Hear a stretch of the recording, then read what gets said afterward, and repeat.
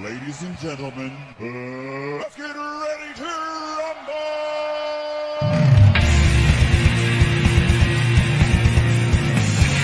This is the Three Wheels of Wrestling podcast.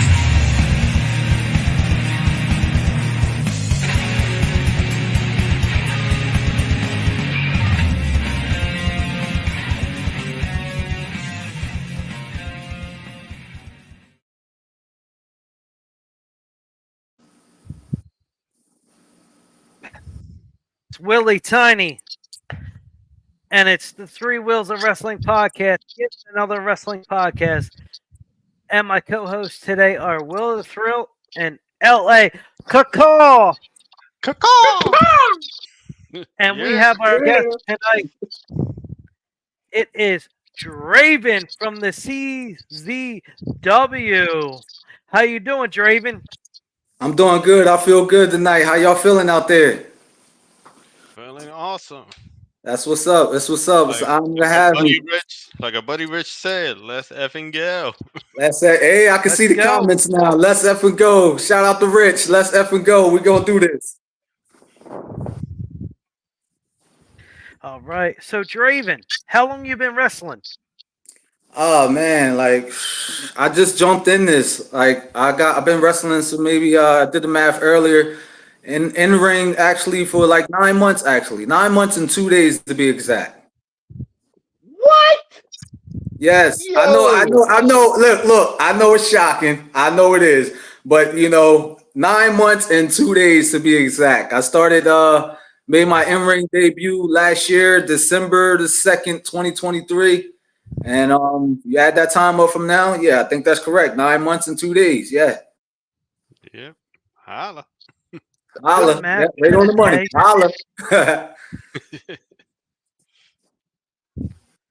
All right. So who wants to take the next question?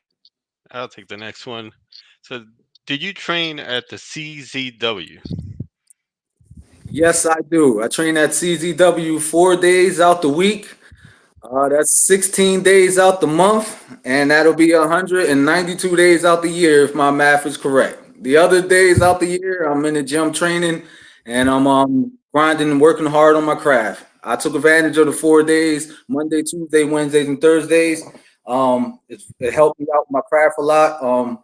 Each day we have a different trainer, so the drills and the workouts is never the same, and we switch it up. And at the end of the week is Thursday, and I used to say to myself mentally, that's like a video game. You get to Monday, you get to Tuesday, you get to Wednesday. Thursday, you at the boss board, and that's when you facing DJ drills. If anybody know what I'm talking about, you know what I'm talking about. All right. So when was your first match, and against who? Oh, good question. My first match was at Dynamite Championship Wrestling in Delaware. It was on December the 2nd, 2023. It was the Rumble for Glory. Actually, I went against 30 other men. What a great debut, right? I came in at entry number 9, and I can just remember that feeling of standing behind the curtain. I was like, wow, everything accumulated up to this time right now. All the hard work and the training starting to pay off, and I just been going on from there, How long did you last in that room? Hey, look, it's all good. It's all good. Let's say I'll say that maybe a good 7 minutes, 7-8 minutes. Okay. I got some shots in. I got a good leg drop in. I went for a good leg drop. I got some good shots in, but I had fun. I had a ball, and it was a blast. It was a great learning experience. How to space yourself around the ring in a tight area like that. Nice. For sure. There he is. Hey, who's that sexy black bird? It's Draven. Hey, there we go.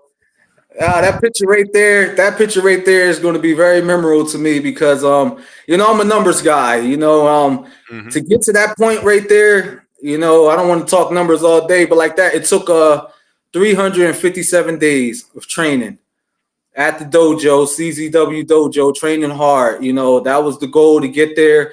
I'm thankful for all the other promotions that let me come through. And then in the business, we call it getting in reps. I got in a lot of reps and other promotions. The goal was to get to that point right there. I used to hype myself up and think I was ready mentally, but I was like, nah, I'm glad it happened at that time. That was a great moment right there. I can remember that feeling just looking at that picture, walking out, and I'm looking around and I'm just thinking to myself, like, it's happening. It's here. I'm here right now. I'm here. What a great shot. What a great shot. What a great day, too. That's what's Absolutely. Good call. Cuckoo!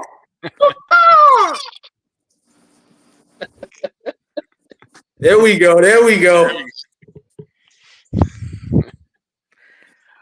Hey, I also like to tell y'all, thank y'all for having me. Also, this is an honor here. I also like to welcome y'all into the Blackbird Lounge. I'm a very kind of private person. Jay, what's up? Hey guys, what's up, man? Thanks for tuning in. I got something for all my Ravens and Crows that's keeping up and watch the tape back. Oh, that's pretty good. This guy is my jam. My jam. Oh, I'm your jam. I'm your favorite song. Cool. I gotta cut a record now. That's cool. Nice title for you though. Yeah, next title for me to cut a record. But yeah, I'd like to welcome y'all into the Blackbird Lounge. It's a pretty private area for me. But everybody out there watching, tuning in. This is the Blackbird Lounge. This is where we're in the business section of the house right now. This is where all the business goes down at, and hosting it up with 3 Wheels of Wrestling. Draven is cool. Thank you, buddy. I appreciate that. You too. And he's a graceful wrestler. Hey, for 9 months, that's not pretty bad. That's not pretty bad. Right. It's not That's pretty why I was bad. kind of shocked when you said that, because seeing clips of you, I was like, what? Yeah, it's pretty shocking. It is pretty shocking. I've been around a few people and they ask me when we're in locker rooms and different promotions and you're around guys that have been in the business for like 5 years, 10 years, you know what I'm saying, 7 years, even 3 years sounds great. And I'm just like, they get to me like, so Draven, how long you been doing this? I'm like, 9 months. But I feel proud about that because the hard work that I've been putting in, like I said, CZW is a great place to train. My Monday trainer when I first started out, Nate Wallace from the Rep. Tuesday was Gabby Gilbert. Wednesday was Gabby class also, and then it switched up to be the champ right now. Shout out to the champ, CZW champion. That's Aaron Ash. He was training for a few. Bounced around. Tarzan Duran, the Tarzanian Devil came through. Was training, and every time these pieces of the puzzle was coming through, I was looking at it like, wow, this is an opportunity to take advantage of this. I'm learning a lot in here, and it got me prepared for the Thursday class. I remember actually going to my second Thursday class, and there's a lot of elite guys in there. Like CZW has a stacked roster full of elite talent. And when you in there, you're just trying to be like, put on your testosterone. I'm like, all right, I'm an alpha male. I can hang around these guys, man. We start doing the sparring drills and get in there. I'm just moving like a wet cat, just trying not to get caught, But yeah, I'm a bird. But I'm using a cat analogy, right? But I just after I keep going to those classes Monday, Tuesday, and Wednesdays, I just honed my skills and everything that I was learning in those 3 days of classes. I was taking to the Thursday class, and it got me comfortable. I started keeping up more in the drills, and then got myself ready to go. Rich, thank you. He was at the Love Park show. He came out. Huge pop. I want to see Draven wrestle. I'm getting wrestled. That'd be a great match. Hey, set it up. I'm all for it. Set it up. Let's go. We gotta get Daniel Alexander on the phone. Hey, set it up. I'm open for any bookings right now. Anybody out there? I'm down for it. We got a CZW coming up this Saturday, a new series called Breakout. I looked at that card the other day. That's a stacked card. It's a lot of great talent on there. I feel honored just to see myself on that card. And like I said, real quick, I had a fun weekend. Everything was good. It was kind of rough. I was excited getting up to this point when I found out I was going to be on the show back in maybe end of July. I was waiting for this moment. And then on a quick note, when I seen that card yesterday, I was like, oh, like the air kind of went out the balloon, guys. I ain't gonna lie, because I saw my opponent that I'm scheduled to face, and I got to put my game face on. Like I'm having fun right now, but I know when this is over, I got to hit the gym. I got to get ready for Saturday. It's gonna be a big day. Yeah, I got to get serious. You know, I'm a real serious guy. I love this. I'm not here just to play around. I take this serious. And my opponent, Anthony Gangong / Dr. Sleep, oh man, like I actually had the privilege of watching his matches close up, doing my paying my dues, being ring security and everything. And this is a very dangerous guy. You know, he strikes a lot of fear into his opponent, and I think everybody that he gets in the ring with, they never leave the same. You know, they kind of changed in a way. I actually saw that happen in his opponents that he faced. So I got to get myself prepared. No matter the outcome of the match, I will not be changed. You know, I'll stand to be Draven the Blackbird King, and I'm looking forward to going into that match. It's an honor to grace the ring and be in the ring with those guys. You know, so Breakout is a great new CZW series that's it's great for new talent coming up, and it's a whole lot of the guys down there just like me. Shout out to Malik Machiavelli. You know, shout out to the guys that's grinding hard coming up. That been down there with me in the dojo. You know, let's call it the doghouse. It was rough down there, but to get up to the level to go in the ring against guys like Griff McCoy, Aaron Ash, Vinny Talada, you know, Miles Hawkins, who's a great athlete, can do anything, gifted and talent. Chris White, 101. You know, he moved up in the ranks going in there and see how he navigate through. I feel honored to be a part of the roster now. You know, I feel respected and the hard work found paying off. Oh, and also be on 3 wheels of wrestling. Like, come on, I'm on 3 wheels of wrestling. Like I told y'all guys, thank you for that. You know, it's an honor. Today I feel like it's a treat for me. Yeah, it's not like that. You got to put it together. Like, there we go. Flap the wing. When you were talking about the 3 wheels, man, I was just hooking up. Oh, you're throwing up the 3. Oh, okay, we can do that. I only did it when you were talking about us. But hey, like speaking of what, you named a lot of names. You named a lot of names, Draven. Who's the toughest opponent as of yet that you faced? Oh man, I think no disrespect to everybody, but my toughest opponent that I'm going to face as of right now is probably going to be this Saturday. You know, this Saturday, this guy Anthony Gangong is a real threat. I did some research on him when I found out I was on the card with him yesterday. And like I said, he's a psychopath. He's a lunatic, and he smiles the whole way through. He enjoyed doing it. You know, my character is more like a vigilante, anti-hero type character, and his character is straight villain. So you got the good versus evil right there, and true story right there. Right. Yeah, right there. So right there. So I think right now my toughest opponent is going to be him, and everybody coming down the line after him. Okay. So you mentioned about your character, like what wrestlers inspire you to become a wrestler, and which wrestler inspired your character, if any of them had any influence on your character there? Oh, that's a great question. As about that, to answer that, I'm gonna answer that in 2 parts. To be honest with you, because I get asked that a lot, and I just got to keep it real. You know, my favorite wrestler of all time, Gabby Gilbert asked me this one time, and my favorite wrestler of all time, I got to say, is Jesus Christ. You know, I mean, he went through it all. You know, up and down, try to beat him down. He never tapped out, never quit, and that's a huge inspiration for me. So that's my favorite wrestler of all time. My favorite tag team of all time would have to be my mom and my dad, because I seen them go through a lot of things and stick it out and work it out, and I'll still be together today, and you know, just to hold it down and do all that. So got a lot of values instilled in me watching them grow as I grew up, and they instilling a lot of things in me. But to flip it back to the wrestling side, one of my favorite wrestlers of all time would have to be, of course, the Heartbreak Kid himself, Shawn Michaels. You know, that's my guy. I grew up watching him. Great wrestler, in-ring performer. You know, I try to study a lot of his stuff, look at him, try to grace the ring. My second would have to be, of course, Rob Van Dam, RVD. You know, that's my guy too. And of course, Sting. You know, how can I say without Sting? You know, he kind of gave me a lot of influence towards like what I'm even kind of doing now. But for my character, I wanted to switch it up and be kind of different. I didn't want to do what everybody saw before. So I think Draven the Blackbird King is something totally different that you don't get to see like that all the time. You know, this match right here has been in a lot of matches, and I think it's going to be doing a lot of things in the future. So get used to seeing this, and the guy behind it is the real threat. Word. Willie Tiny. Now you see I'm gritted because I just got a crazy idea when he was talking about evil, and since he mentioned the Heartbreak Kid, imagine Draven the Blackbird taking on Liam Black. Let's go.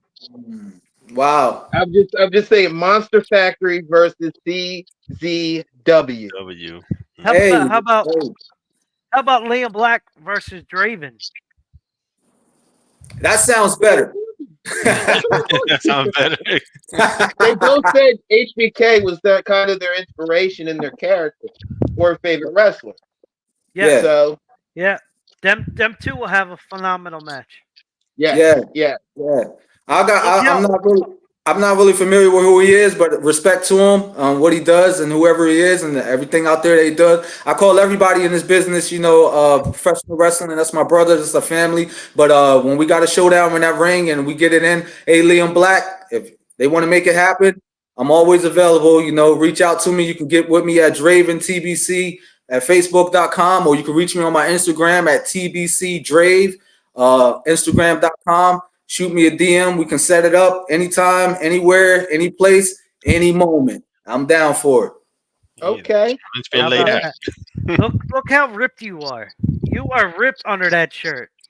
Yeah. I try to hide it a lot. I'm not to try to blow up and try to brag a lot with it, but when the time comes, it comes out. DJ used to always talk about that. Like, oh man, you always wear a lot of black. Like, take that shirt off. You're so ripped up under there, and but I'm just like.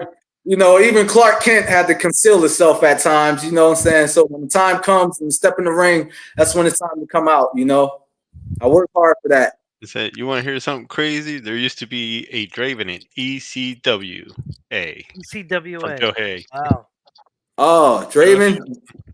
That's pretty cool. That's pretty cool. Hey, it's like I said, if I ever ran across somebody with similarities sort like me, it would match up to be a great match. But I'm confident in my skills and myself, and there's always going to be one Draven the Blackbird King.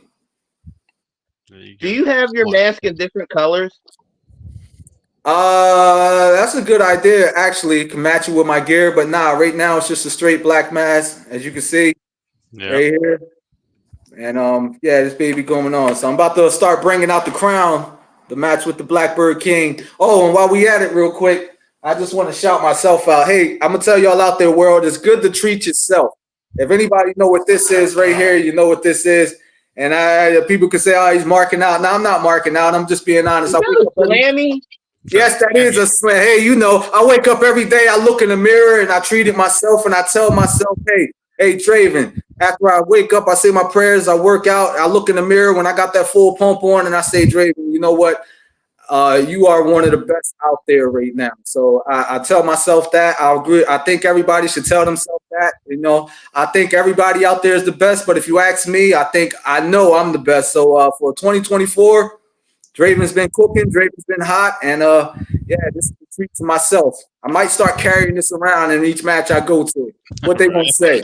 What they gonna say? What they gonna say? You the best. You hear that, Willie Tiny? You need to get a slammy too. Put it behind you. Say your prayers after your workout and everything, and then tell them you're one of the greatest hosts on Three Wheels of Wrestling podcast. All right? I'll do even better. You got to get yourself a slammy and tell that Three Wheels of Podcast is the greatest podcast of all time. You can even get it embroidery down there if you want to. It's a treat to yourself, and it's a pat on your back with the hard work that you do. Everybody, there we go. So treat yourself and tell yourself that you're the best. Nobody's gonna put investment into your stocks the way you do. Nobody's gonna put stocks into your investments the way you do. So big up yourself. It's very helpful. And the Slammy Award winner is Draven. Hey, shout out to Tyrone. I would like to thank CZW on behalf of this Slammy. I would like to thank WWE also, HBK, Triple H, holla at me. And I'm the best prospect for 2024. Thank you. Thank you very much. Thank you. Holla at you. All right. So with you experiencing some hardcore death matches. Oh, you do your research, buddy. Yes, I do. POR. Wow. So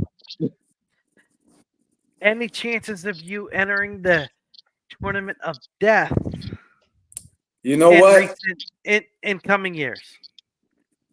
I told myself when I entered into CZW, I cannot see myself moving on past this company and I haven't entered into a TOD.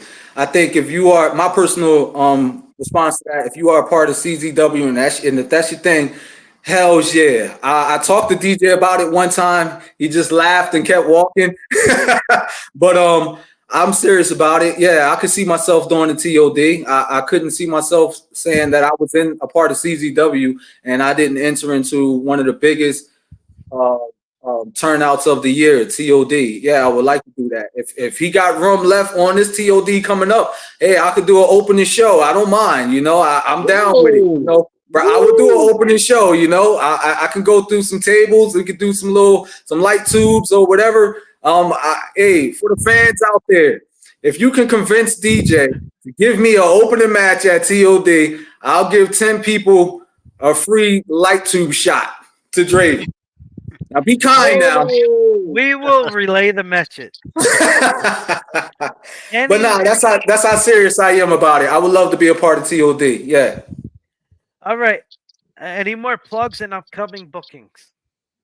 Oh yeah, sure. You can catch me, like I said, this Saturday at a CZW new show, The Breakout. That's in Quakertown, PA. I'm gonna be down there. After that, you can catch me doing. If I don't get an opening act down there, I'll be doing my ring work.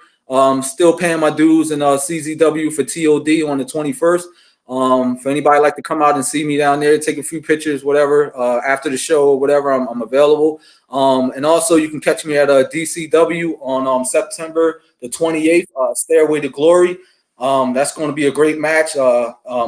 Qualifying for a ladder match, maybe team up for the tag team titles or anything like that. And throughout the whole year, I'll be posting all my matches that's upcoming. CZW every first Saturday of the month at Quakertown Breakout. I'm pretty confident in myself that Santa will be a part of that, so you can get real comfortable and familiar with seeing me there. And any more future bookings that I get coming up, probably some more POR work. I'll be going down there.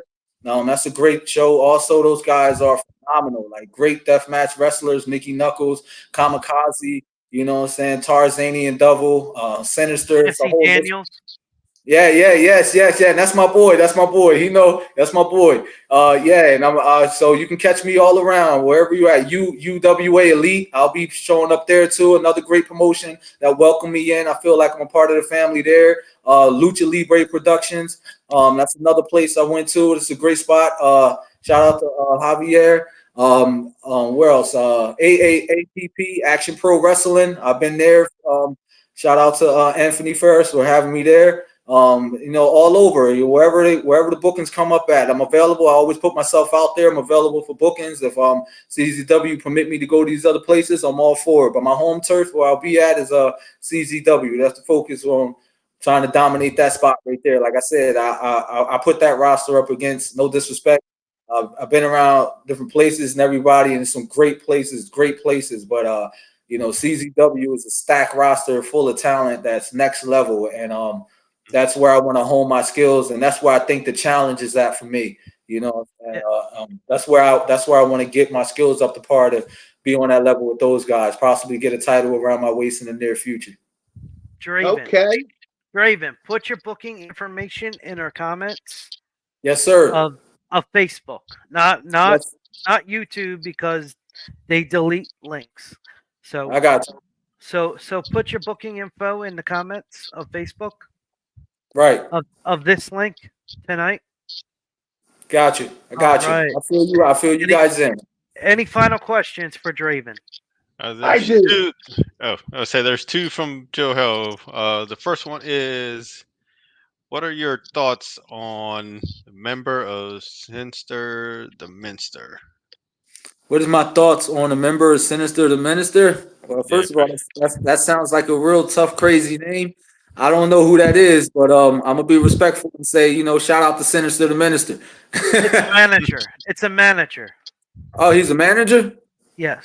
Who's he managing? I believe so. Who does Joe Hale, correct me, but I'm pretty sure he's talking about the manager. of I believe so. WCW, TNA, whoever else. Oh well, respect to him. Shout out to Sinister the Minister. Hit me up if you got any plans. You think you can work with Draven the Blackbird King? Maybe we can fly high in the future. But shout out to Sinister the Minister. What's up, buddy? All right, and the next one from Joho is, what's your goals at CZW?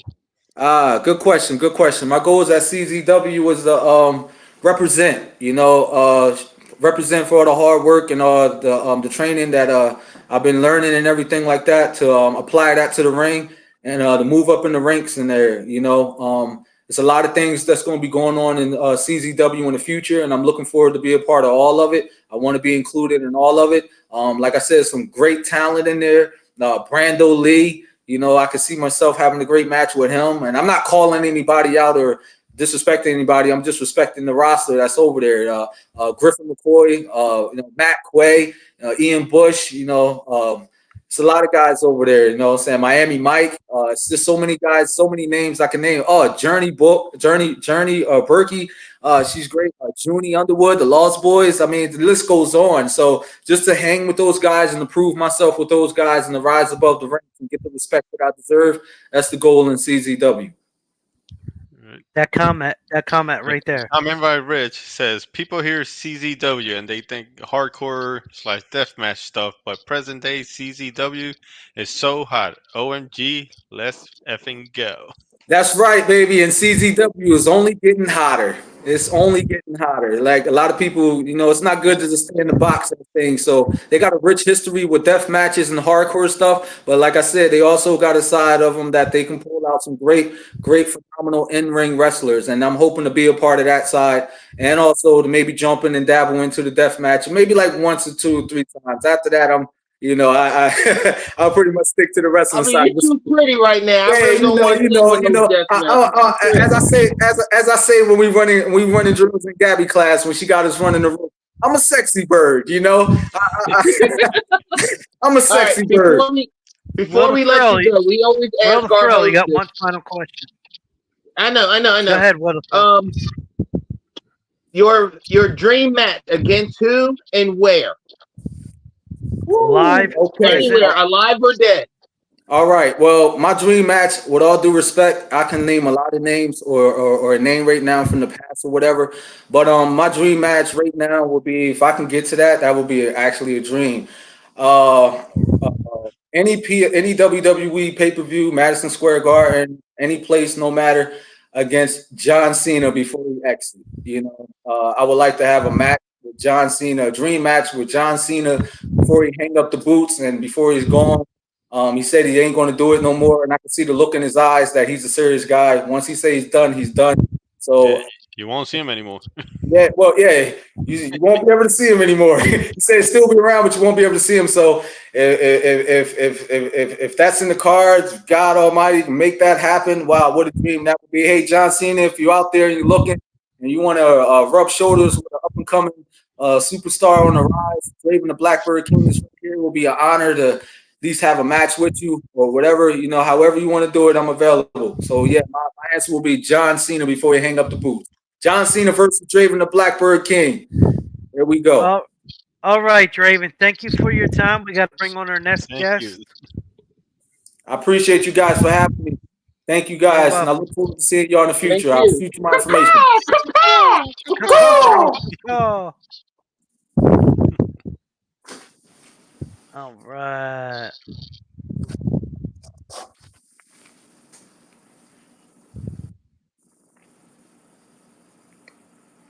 On to the next. Good.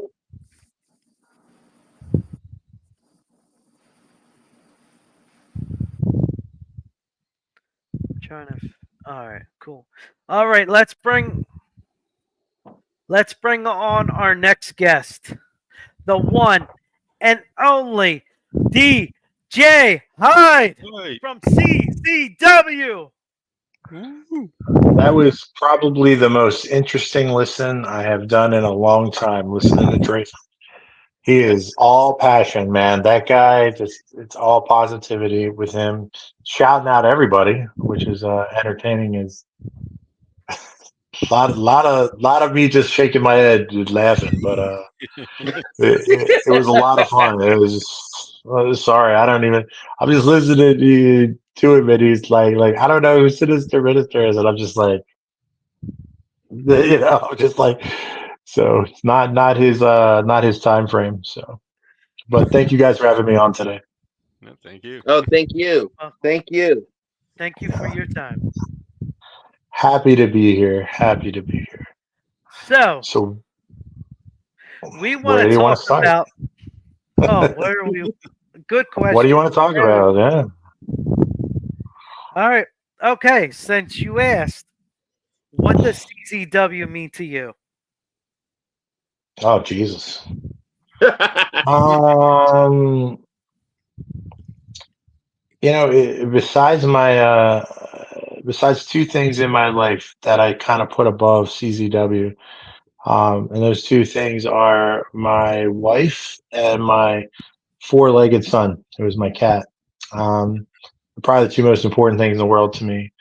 CZW is the next thing. I mean, guys like you just had Draven on, and there's so many more people who have come through the company, and there's so many more that are there that I've trained or that are up and rising stars. Guys at WWE, guys at AEW, everywhere, and they're family in a way. And you'll hear things like me say, "These are my kids," and you want to see them do well. But the ultimate goal is kind of like CZW is my baby. At this point, there's a lot of challenges, but it's still my baby. It's still, under the umbrella. And right now, I think is probably coming up is about to be one of the most pivotal times in the company's history. So I'm really excited about a lot of things. I'm also really stressed about a lot of things. So It's understandable. being in the role that I am and being who I am is very difficult at times. So, but yeah, I mean, it's honestly my family. I mean, COVID happened, changed everything for us. We lost all of our talent is on AEW or WWE, and we have good relationships with those companies and those brands, but it's also where you Do see you want those to talk guys. about the talent that you had in CZW? I mean, God, do you want to drop names? I mean, you could drop any name you want. I mean, realistically, I mean, from Adam Cole, John Moxley, Sammy Callahan, MJF, Joey Janela, the Young Bucks have been here. The Briscoes have been here. I mean, Trick Williams is one of our guys. Joe Gacy, is one of our guys. I mean, Drew Gulak. Absolutely. I could probably sit here for hours. I think a lot of these guys are developed and become stars in CZW. CZW made stars, and it still does. I mean, you're seeing guys now. There's a new generation. Guys like Griffin McCoy, guys like Mike Walker, Aaron Ash, Vinny Talata. I mean, these guys are young, early 20s. They're out there. You have other guys like Rob Martyr and Richard King. I mean, Milk Chocolate is finally coming to their own. I mean, they've held the CZW tag titles for a year, which is quite insane, considering there's not a lot of people that have done that. You still have Rich Swann and guys like that are homegrowners. And I could sit here and just think about what the future is. And this young group that we currently have, that is the main core roster. CZW started with John Zanding and a handful of his students. And when COVID happened, we lost everybody. And I started with a handful of my students, and we're in a huge rebuild. I went from having about 40 people behind the scenes, I think it was like 43, to me. I think right now we're at 4.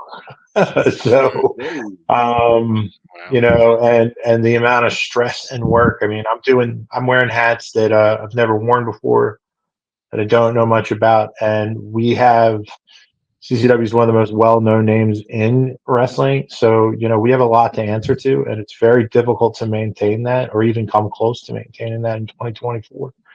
So as I said, we have a lot of challenges, but the exciting things are about to happen. I'm not going to put them out there yet because we do have some special stuff coming, and like some really, where you've been working for years for things finally starting to happen. And, some of the things that we've done recently are the same. You guys will learn with me. I talk, so you got to cut me off. Don't be afraid. The floor is yours. It's our program, but the floor is yours. Nah, you guys tell me what you want to know and what you want to talk about. I'm happy to sit and do it. I might not be as excited right now as Draven. I've had a long day, but No, Fair so, enough, but we We have- appreciate you taking the time with us, DJ. yeah. So my no, I'm question happy to to you be is, on. my question to you is like, when did you acquire CZW? Oh, we're gonna go through the standard questions. Okay, I've been in the company for more than 2 decades, almost since the beginning. I took it over in 2009, from John Zandig. I think a lot of people thought it was like some kind of storyline that we were doing, and John wanted to do it his way. And it kind of started with Tournament of Death, where at that point I had already been coaching people at the school, running classes. I was pretty much a main figure in the company. I had a couple of title reigns and different variations. I probably traveled the world a bunch of times at that point. I had like a little run at WWE and where I was in developmental for a bit and just down in OVW when it was what OVW was. And then, when that didn't pan out, it was, you kind of go, okay, what are you going to do? And then, I really started doing a lot of the behind the scenes things for CZW. I was always involved in it, because you're always paying your dues. You're always trying to do good things, even now, like I tell the kids, like, I'm 2.5 decades into this industry at this point, of doing this more than half my life. And I've carried rings with Jushin Thunder Liger and guys in Japan. I Onita is somebody over there. Like Jun Kasai will go out and do the craziest death match you've ever seen. And when the show's done and the fans are gone, he's loading up the ring in the ring truck. You're always doing it. Never stops. We I talk about why we all need each other, why we shake each other's hands. Most people think that I respect. Look, most people don't even like me, and I'm aware of it, and I really could care less most of the time. But I'll still shake their hands because we all work together. We all need each other. I thank them for doing business, just like I would thank you guys for having me on the show today. It's it's a profession, and it's one of these tough things when you're talking about the future. So it's when you take over in 09, you have all these visions and this passion, and then at the level that CZW is and has always been, it is not viewed as this your little mom and pop local indie. It is a lot of pressure. At the time we were running the 2300 arena, we've ran more shows. Well, ECW arena, to you fans out there don't know what that is. We've ran more shows in that building than anyone in history, including ECW. I have personally main evented as many shows as anyone in ECW in that building. Thank you. Yeah, it's one of my dumb claims to fame that I like to throw out there. But you have this pressure to deliver, and we are always about quality over quantity and excellence and trying new things.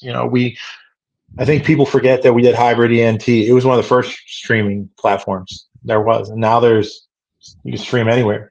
At the time, the cost wasn't worth it. Just couldn't afford it. It was killing us. But now we know what we're doing, and now the cost has come down. So, I had a lot of big visions when I took over at that point, and I had already been way involved in things for years at that point. So, but it kind of changed everything really quickly. Yeah. Come on, you guys had excitement and bird hands, and what happened to you guys? I really want to get in. No. We're there. We're there. We got the excitement. I really want to get in. I really want to get a deep dive with you. Maybe another time on another podcast. But we can always do that. Yeah, we are here to promote Tournament of Death 21. Yeah. So, So Whew. with that, I think we What- announced a couple more matches today, didn't we? Didn't we announce more first rounds? Yeah. yes, It's yes. so bad that I don't even know what day of the week it is. So what You're a busy man, DJ. what Some tournament days. what tournament of death was your favorite? So we are on 21. Man, it's hard to say because like I think the best tournament of death ever that fans will probably top to bottom say is Tournament of Death 8 or 9. Yeah, Tournament of Death 8 is the year. It wasn't 09. It was the year I took over. It was the year Nick Gage was helicoptered out and he died for 8 minutes. Ooh, You know, and I had the infamous Thumbtack Jack match with syringes and all this other stuff where I think that show was one of my favorites because of the things behind the scenes. The last few years also, like, while we don't have that, like, we're the deathmatch company like we used to have since post COVID.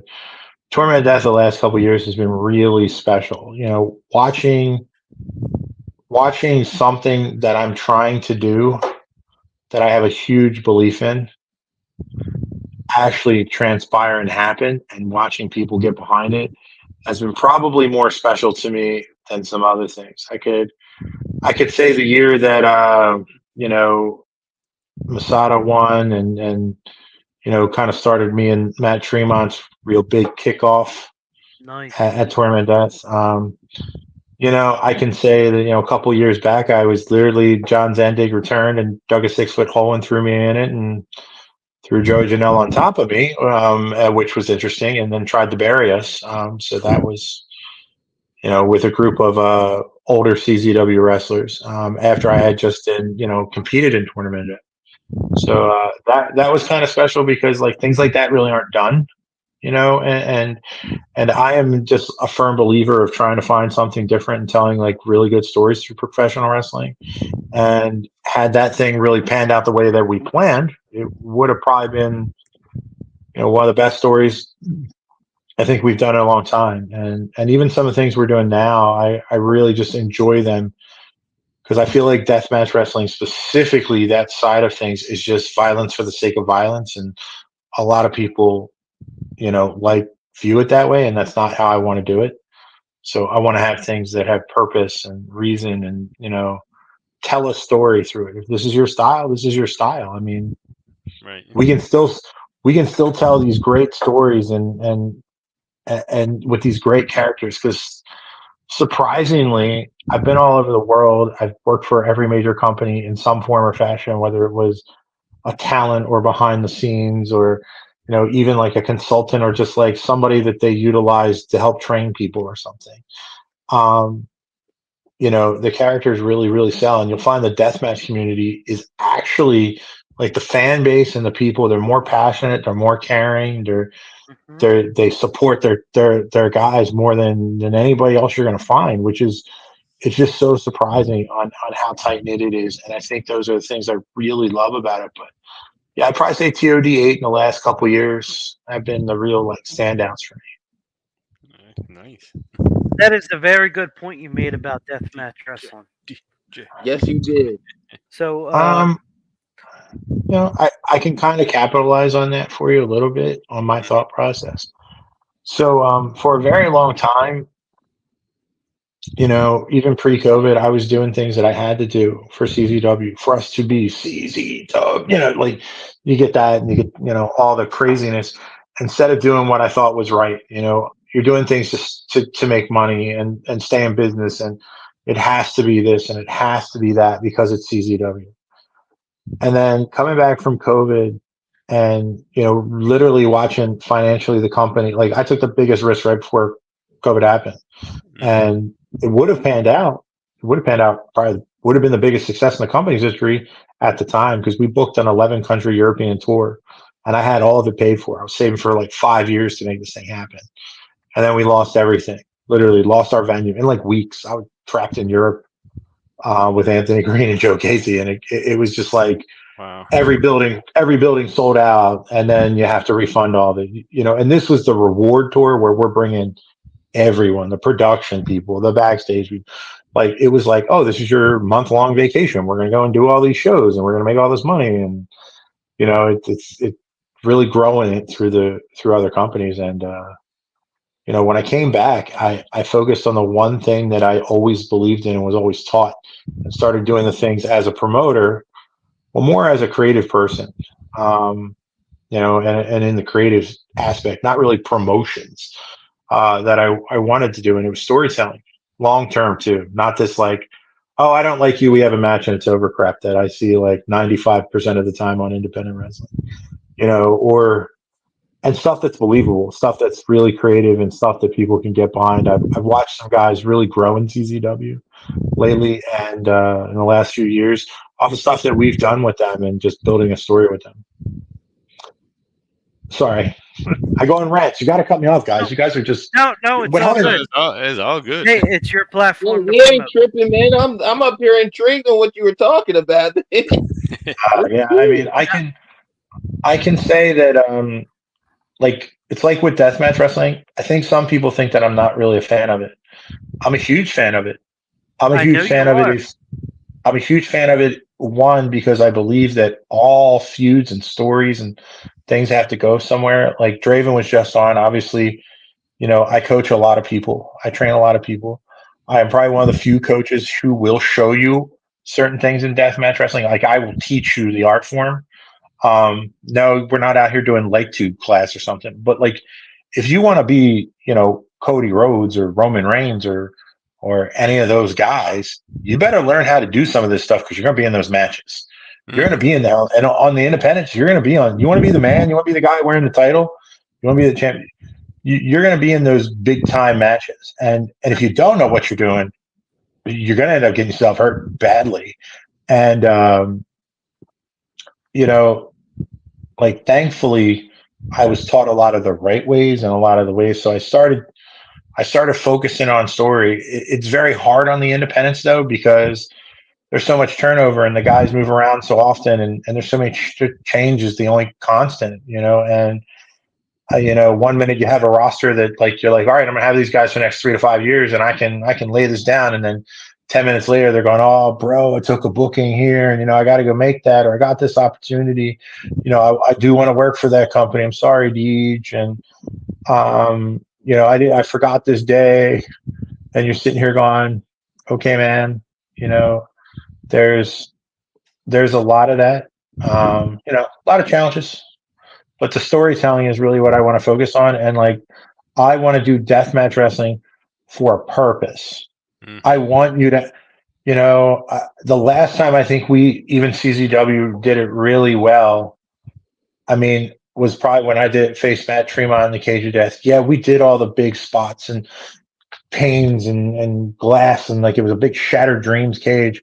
But the simple fact that we sat in the ring for the first like 5 to maybe 8-9 minutes and didn't even touch and stared at each other, and the crowd was all for him, all against me, because that was years long to get to that point,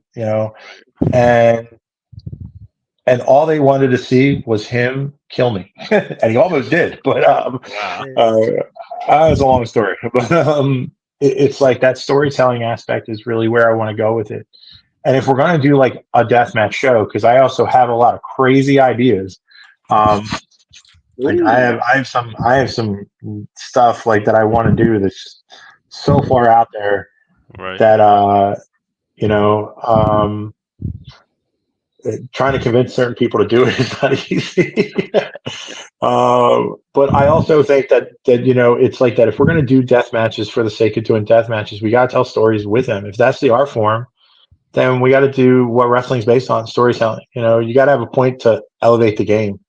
And the other thing that I want to do, and I think the next evolution for hardcore, for at least for CZW, is environmental stuff, which is one of the things I'm working on right now. And it actually looks like one of my fantasies that I've been like trying to do for years is going to happen. So might not happen this year. I'm trying, but we'll see what happens. But Right. I want to do a deathmatch show in the middle of a cornfield at night. Oh no. Wow, that sounds awesome. Yeah. Um, So I'm in talks right now with some people about doing it. And the only time you can do it is like the Halloween, the horror attraction places. So because they have everything that we're gonna need. So all I want is like cut right out of the corn, like cut a lane that we can maybe drive a truck down because we're gonna have to, and just cut out a big square for the ring and the fans and everything, and then like the wrestlers enter through the corn with like light tubes and crazy Oh, shit, that would be awesome. and then And- like it would be And the insane. fans, and the fans got to either walk or take a hayride to the ring. I'll take a hayride.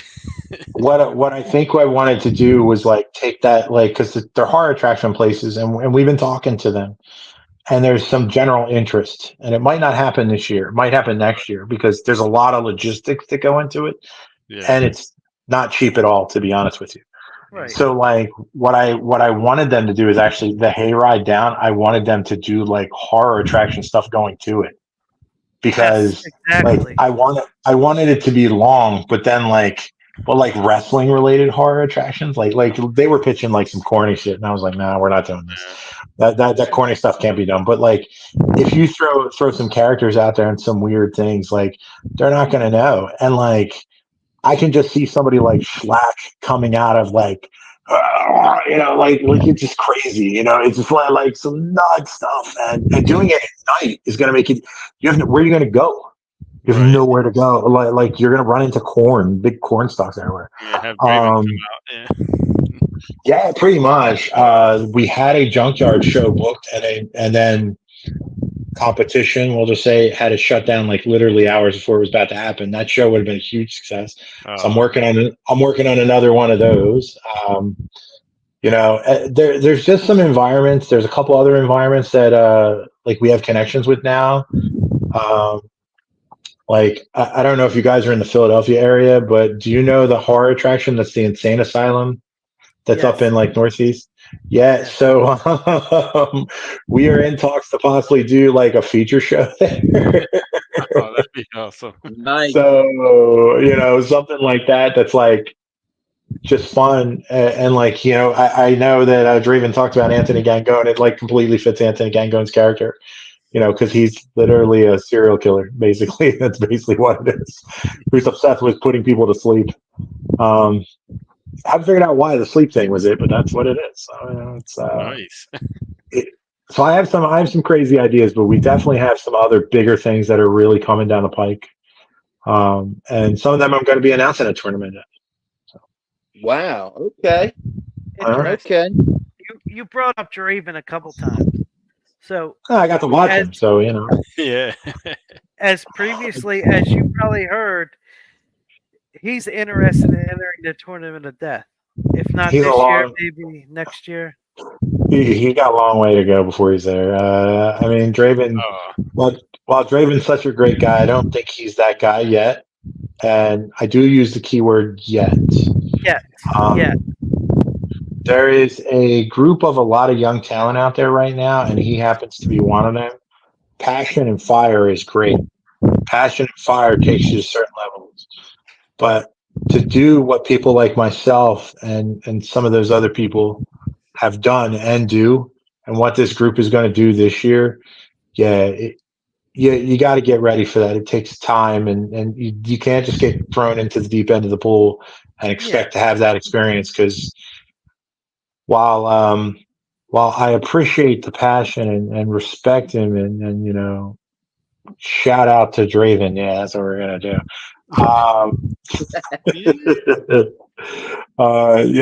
See, I love it. I love watching you guys. Like, I'm just tired today and not as animated. I'm sorry. I've been on the phone for hours.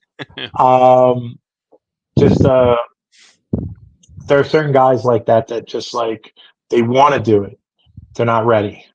You gotta walk before, you gotta crawl before you walk before you run, And That's if he completely keeps working, understandable.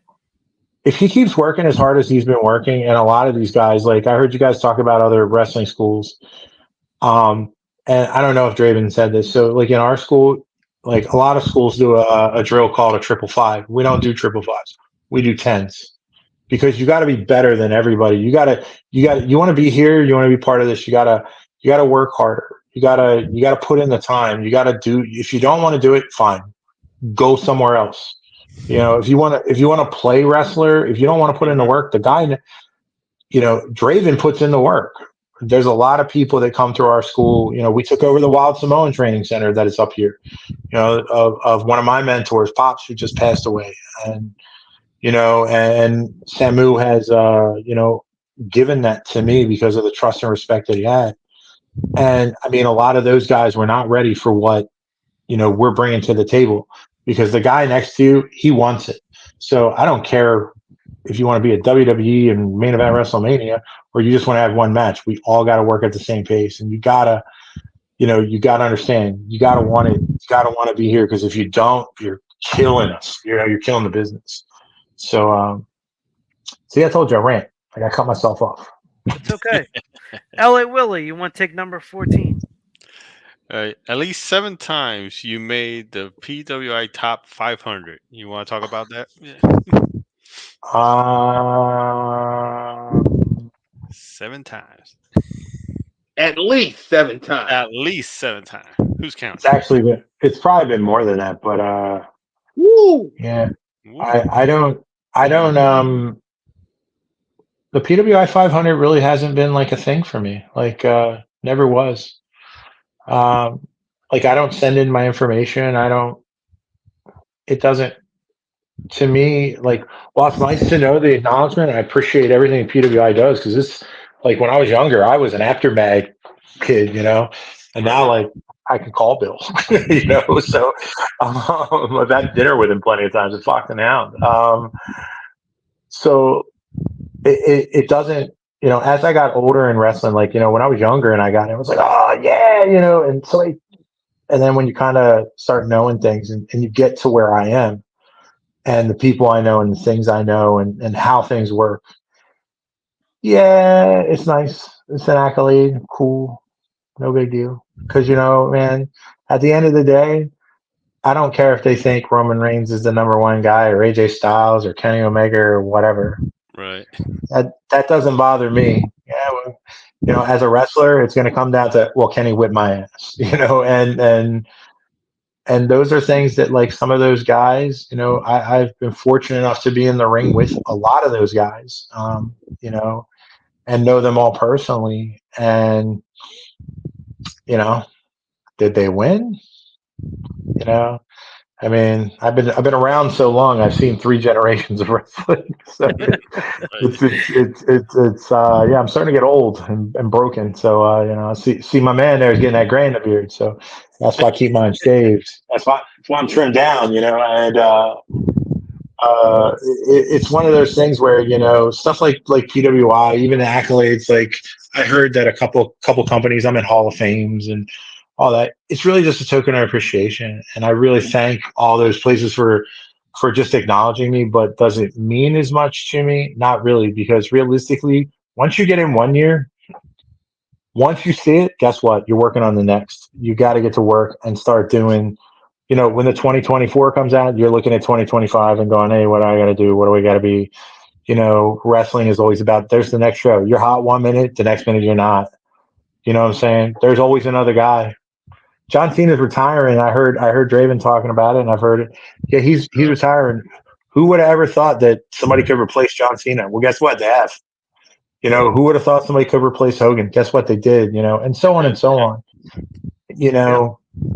It's just how it is, and it took me about 6 or 7 years for what I call the light to go off in my head early in my career to really start understanding things and going, oh, and I credit that to people like Alpha and Al Snow, and they really changed how I thought about wrestling, because like when you're usually young, you're very formatted.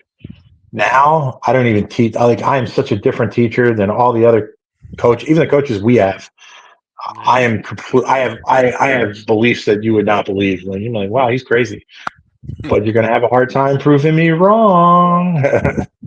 So, Very nice. In other words, you know what you're talking about when you're saying something. I mean, I don't ever want to say that I know what I'm talking about because everybody has a different opinion, and realistically, there really is no wrong because anything can work. You can throw crap at the wall and make it work. You know, if it sticks, it sticks. Great, but realistically, like my way of thinking becomes very complicated because a lot of things are formatted and taught to be easy nowadays. Where when I broke into wrestling, I wasn't trained at a wrestling school when I started. I think everybody thinks I started CZW. I didn't. You know, I literally started on the road. I was an ECWA kind of guy because that's where I lived. I live in Delaware, and you know, Cheetah Master was my very first trainer. You know, I was trained like on the road. Like you would go to a show, they would go 2-3 hours, you'd set up the ring, they'd get in the ring with you for a couple hours, and you just start learning stuff. And this is how you do this, this is how you do this, and this is what. And then the car rides, they'd be teaching you all the stuff. I learned that way. And then I met off of the Wild Samoan, and I got to go to the Wild Samoan Training Center, and then eventually found my way to CZW. And, you know, I've trained in Japan and Mexico, Europe, and a lot of other places. And what ended up happening was just CZW was super known and had the attention. And, you know, and at that point, that place, when I walked in there, I was even going there as a fan. Like when I first got in, I was like, this is like ECW on steroids. Like I loved it. You know, I was like the crowd, the arena, because that's what I knew. You know, that's what you know as a kid. And you're like, you're sitting there going, CZW, and like, and then it was like, I remember going to Zandig and just saying, okay, how do I become a part of this? He said, show up here. And I was like, I remember when Cheetah Master said this is the first time I started training. He just said, show up at this place. I was like, okay. So I did, and then never looked back. And it was close, you know, instead of me driving, you know, 3.5 hours, 4 days a week to Allentown, or going on the road every weekend and driving 4 guys and just hoping they're showing me how to do a wrist lock properly. You know, it's not how it is. So Pretty much, CZW took off right after ECW. It was prime. It was the right time for CZW to escalate. I 100% agree with that. I mean, we also did stuff that they wouldn't. I mean, it's, you know, I think a lot of people know us for Ultra Violence and Tournament of Death, but guess what? We have Best of the Best too. There you go. There you go. You know, if you start looking at, it's never been just that. And even Zandig would have told you that in the beginning.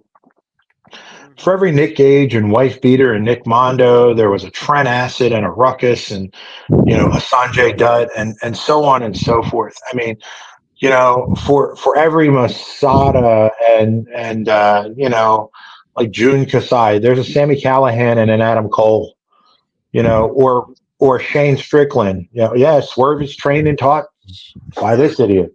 I mean, these are guys that, like, you go back and look at them in those days, and somebody helped them get where they are now. And to be honest, they all deserve it. I mean, MJF is former CZW champion, like world champion, former Wired champion.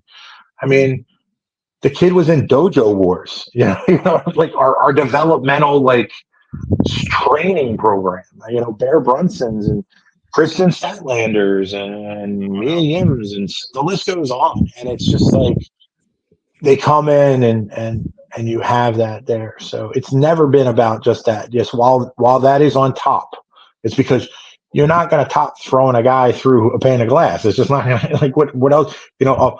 What are you going to do? Hit him with a punch? Yeah, it's not as big as to the crowd audience, which is why that is there. So, and I think that it gets. I like to say it's the Howard Stern effect. Howard Stern's all about Sibian rides and, you know, boobs and porn stars and all that stuff. Yeah, we're all like, yeah, he is. Yeah, boy. But realistically, too, if you also listen to his show and you're a fan, he's got some of the best acoustic performances you're ever going to hear. His interviews, he's probably one of, if not the best interviewer in the country. He gets stuff out of people that nobody else can. And even his views on things are like when he gets serious and he's not like trying to do a bit, it's just you buy in so hard because that's how he is. And unfortunately, like the same things that happened to him happened to CZW. Some people like ultra violence, some people don't. We're not the company. We've been around 26, going on 27 years. We don't, all these other guys right now, they're getting this. We don't get this. we were on 60 Minutes. We were on the Vice documentaries. People know who we are.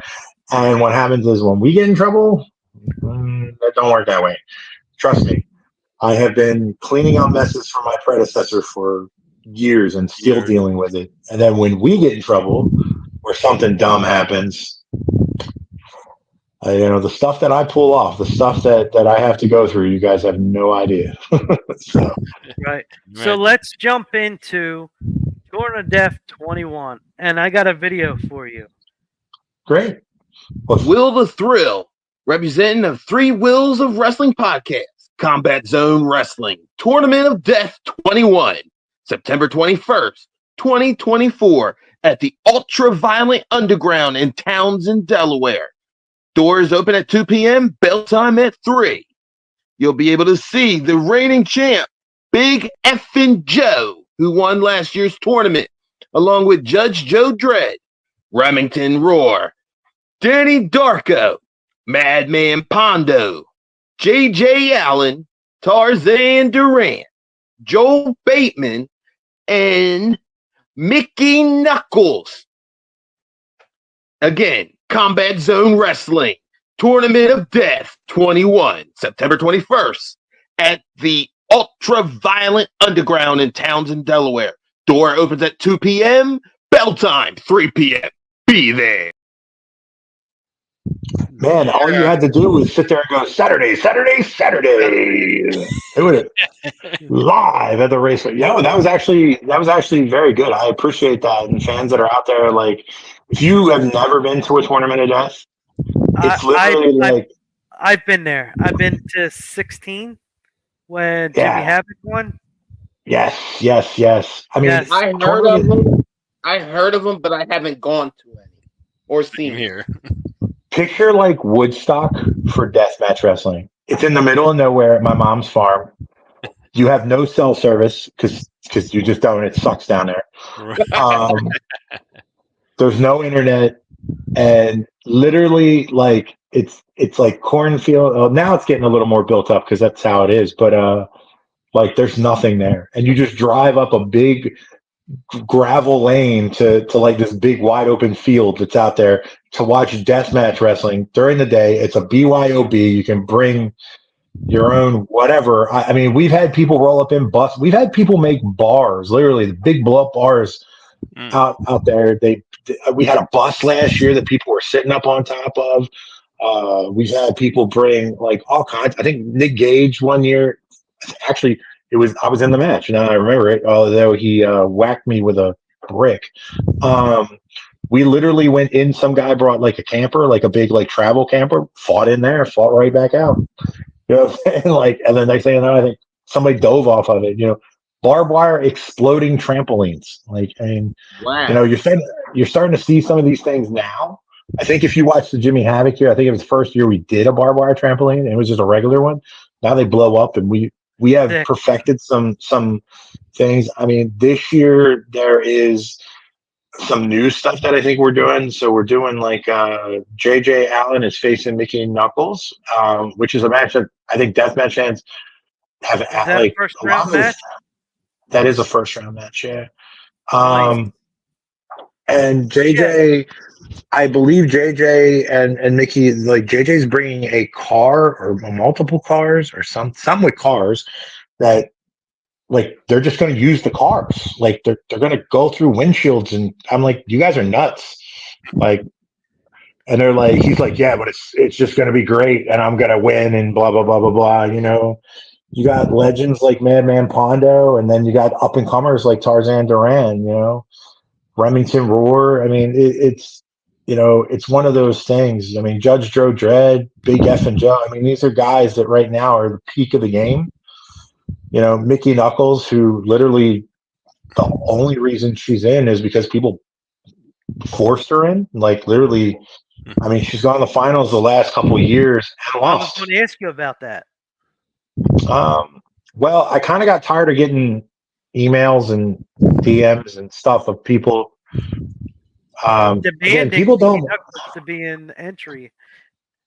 like me. So there's what 9 entries now? How many entries now? There's 9. So you have some very unique aspects of things we're going to do. I mean, even Big F and Joe, he's wrestling Danny Darko, 2 guys from the UK.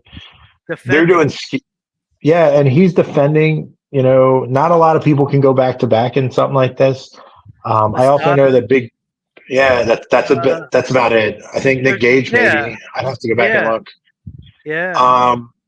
So Big F and Joe took that trophy all through Europe and did a big tour with the TOD trophy, which the TOD trophy too is another thing that you're not going to see a trophy that looks like that. I will say a trophy that has like chains and saws and barbed wire and light tube glasses and blood and everything else, and this big crazy guy at the top. Yeah, it's something. And he took that trophy all around Europe last year, and it was definitely a very unique thing to watch. And I think he wants to do it again. And they're doing skinny tubes. Skinny tubes are not something that in the U.S. That's what they want. They are doing that. So that is the thing that almost killed Nick Gage.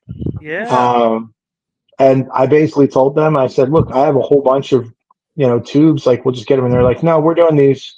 And they're bringing them. Like they have somebody who's, I think, bringing like a couple hundred of them. I'm like, dude, I don't, like, I was there. I was in the ring. I'm the one who got killed at the end of the show, when Nick Gage almost bled out. Yeah, but that's what they do, because that's what they do in the UK, Joel Bateman, up and coming guy. I mean, he's really making waves. Like his name is kind of popping up all over. Judge Dredd is, another name that, and Judge has, he has his manager, and there's a whole big thing. Madman Pondo. I mean, what can you not say about Madman Pondo? He's been around. I mean, deathmatch legend, juggalos, Japan, here, everywhere, and he's still going. He just lost like 100 pounds. Like, yes, he and did. he's never. And Pondo's never gotten out. Pondo's never gotten out of the first round. I've actually wrestled him in a TOD. So I mean, it's you're going to see some spectacle, and fans can bring the weapons. The second rounds, we are doing fans bring the weapons matches. Some of the weapons are what's the word I want to use? Unique. Yeah, I mean, we've seen ultraviolet dildos, and oh shit, oh yeah, we've seen some crazy. We have seen some crazy stuff. I've seen the stuff people have, piñatas. Like people will bring like pumpkins full of thumbtacks, and like, I mean, you name it. I mean, we've seen swords, guns, knives. I mean, people will just show up with like tons of light tubes. Like guys will just break them out, and they're like spray painted and says CZW, or like these things with toothpicks in them and bats, and like that have. I mean, I've seen bats that have everything you could possibly glue to it. And I've been through 20 of these, so it's not like I technically have one of the trophies. So nothing surprising. And yeah, there's nothing that does surprise me, and like people will come up to me, like new people every year, and they go, "What am I supposed to do with this?" I'm like, I don't know, just put it back in the pile. DJ, like there are people who will see things and just go, "Can I take this home with me?" And I'm like, "No, you're not taking it home." And so you'll see some things that just it's crazy, and somehow the wrestlers use them in the matches somehow, and they get very creative with them, and the audience enjoys it. Plus, there's no rules. There's no rules for the fans either. So it's like, as long as they stay in their lane, they can do whatever the hell they want. We could care less. So, but they're respectful. They'll clean it up. Yeah, there is one of our new posters. So it's hiding you guys. How many entries do you plan on going, DJ, for the tournament? So typically it's 8. So this year we were going to go with the 8, and then through many death threats that I received, Mickey got added. I think we had a couple hundred people just threaten us to do it. I mean, this show also is not live on iPay-per-view like all of our other shows. Okay. It'll be live to tape because there is no internet down there. So no service. No service. There's no hotspots, man. You're not pulling it off. Like, trust me, we have tried, and Straight up it ain't dead happening. zone. Yeah, pretty much. So Any other matches? Any other matches on the card besides the tournament? no, we've kind of cut that back. We've kind of cut that back to just a tournament for two reasons. One, I don't need a 5-hour show. Right. And two, you're not coming to see, like, while I love Draven and he wants to do, he'll do a non-tourney and all that, and that's all great. It's not where you're coming. You want to see the tournament. And with the team we have, behind the scenes, that we're always looking for more people. So fans, if you want to, hit us up at talent@czwrestling.com if you want to come be part of the crew. I mean, with the team we have behind the scenes, and then weapon makers and people that build things and do things. I mean, they get it in and out. Plus, we barbecue. We have vendors. If you're going to get a beer or smoke or whatever you're going to do, you can do that in between rounds. And I mean, and it moves really quick now. So, it's usually about a 3-hour show and maybe 3.5 with some of the promos and trophy presentations and all that good stuff. Plus, at the end, you want to get your TOD shirts and people want to get their merch and their favorite wrestlers. Crazy things. I mean, sometimes we sell weapons that have been used too. That's become a big thing now. So we started doing that a couple years back. So it's a good time. There you go. Very nice. Any more plugs or anything else you'd like to add? Yeah, I mean, things like fans, I'm very open and transparent with just about everybody. So if you have questions, feel free to send us an email at info@czwrestling.com. That goes to me and several other people. We are currently looking for talent. I will tell you the breakout shows. They're at the Farmers Market in Quakertown. These are going to be the shows that are, we're going to develop talent on, and we're going to look at outside people. So, if you're looking to get on a show or you're looking to get in CZW, that is the place. Also, come the 21st. If you are at TOD, expect, company changing announcements to come out of me of things that are going to change completely what we do in CZW and how it's going to be. And you're going to be seeing a lot more of us. We'll be announcing a lot. Plus, if you're in the Houston area and you're in Texas, we do have October 19th. We are debuting in Houston, Texas. So, very excited about that. You're going to be seeing a lot of info coming out about that probably next week. So, looking forward to going down there too. So we should have a great time. And support these guys. They have a good show, even though Draven took all the energy from them. Support these guys. Support the wrestlers. Just come on out. You had to be serious. Yeah, you had to get the thing. So. Yeah.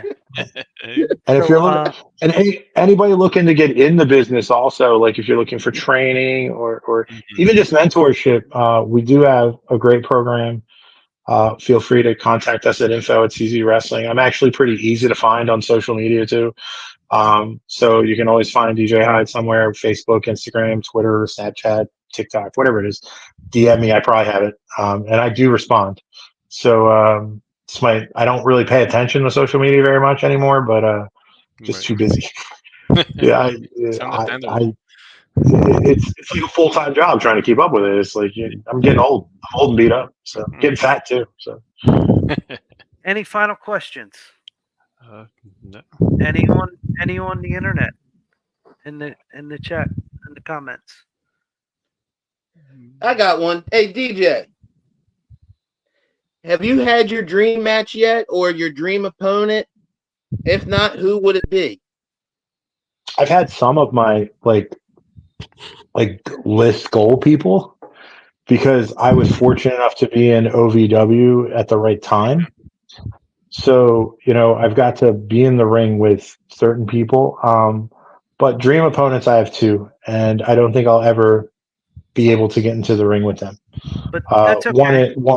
One is Hulk Hogan. Wow. He's the reason I'm a wrestling fan.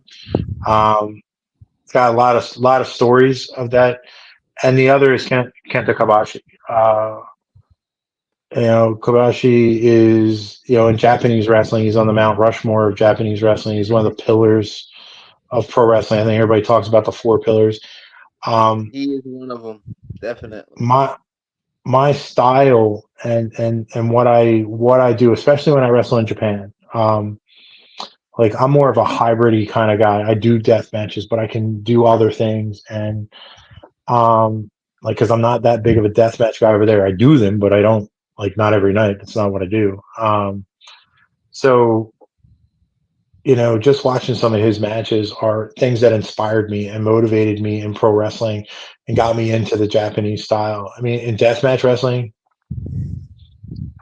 I've pretty much wrestled 90% of the ECW roster at some point that I wanted to. And most of the other ones that I was like, oh, I really, I haven't wrestled Rob Van Dam or anything, but he wasn't really on my list. Terry Funk would have been one.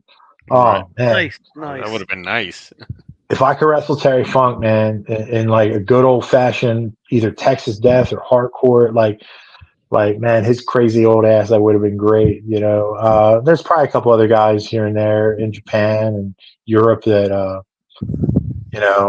I think other than that, it's just people that are my friends that I never really, we're acquaintances or whatever you want to call it, that, I've traveled the world with, I'm watching guys now, like Gunther, and me and him go back so many years from our relationship with WXW. And, I can remember going to Japan with him and watching him, and he was just literally doing the same stuff he does right now. He literally is just that good. I miss him when he was bigger and fatter, kind of like I am now, but,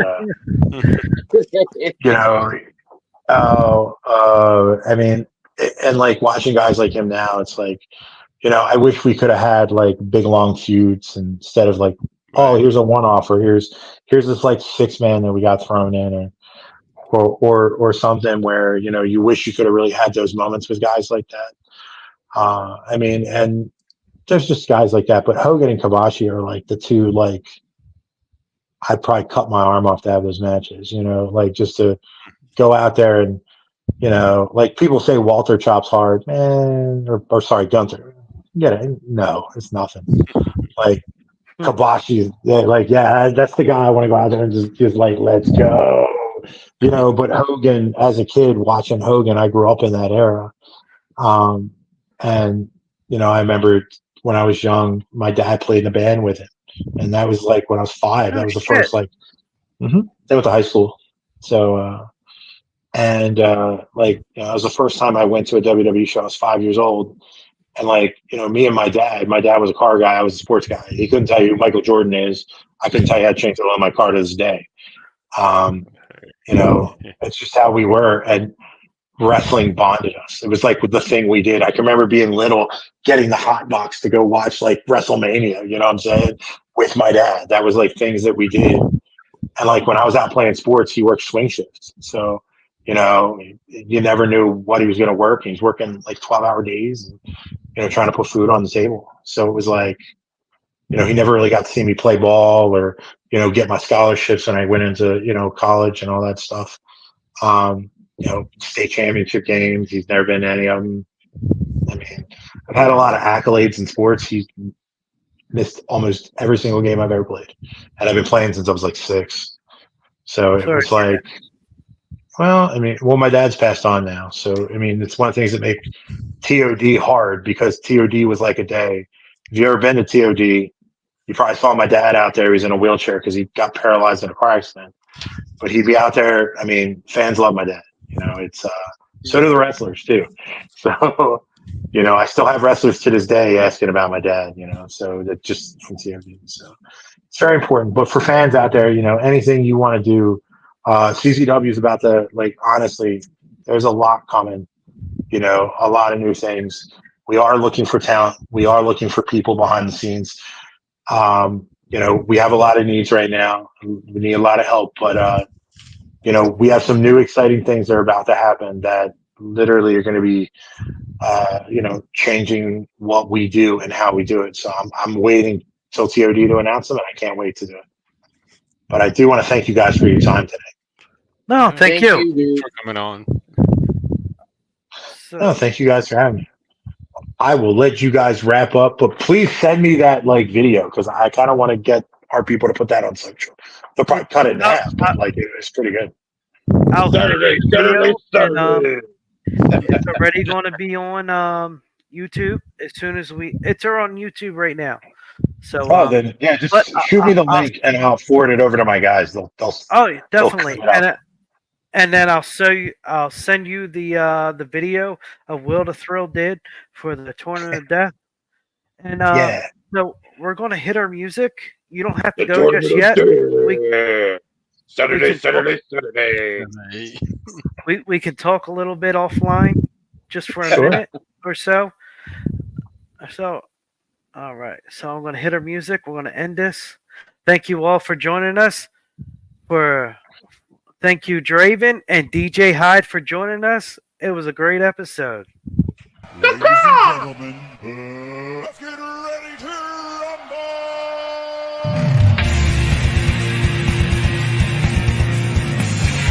This is the Three Wheels of Wrestling podcast.